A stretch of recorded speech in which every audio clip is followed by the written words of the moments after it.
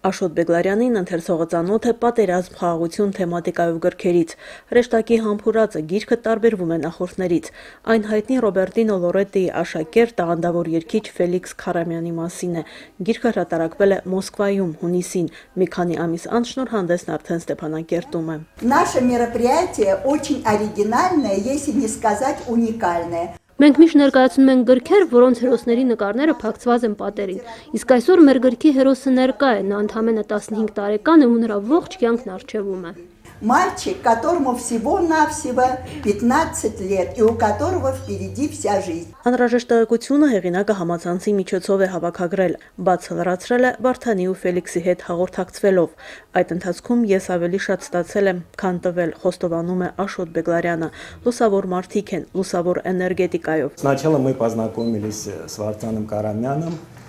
и вот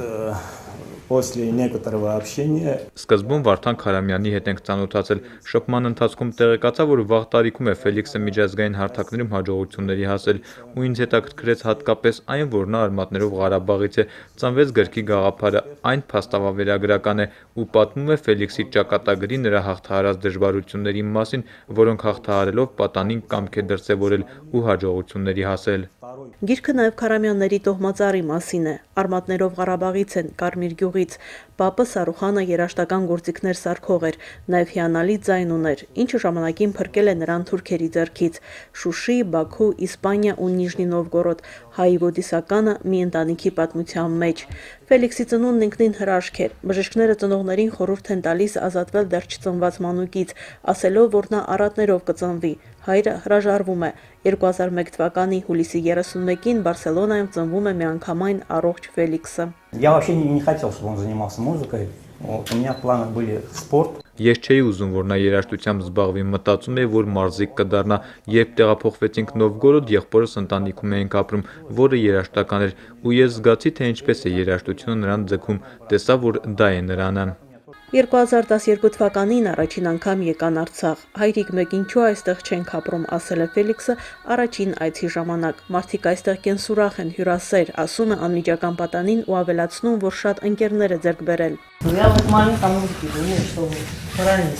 Հնչյունը ինձ համար հույս է, երբ երգում եմ, մտածում եմ, որ ճիշտ երգեմ, սպորտն էլ եմ սիրում, նկարչությունն էլ, սակայն ամեն ինչ չես կարող հասցնել։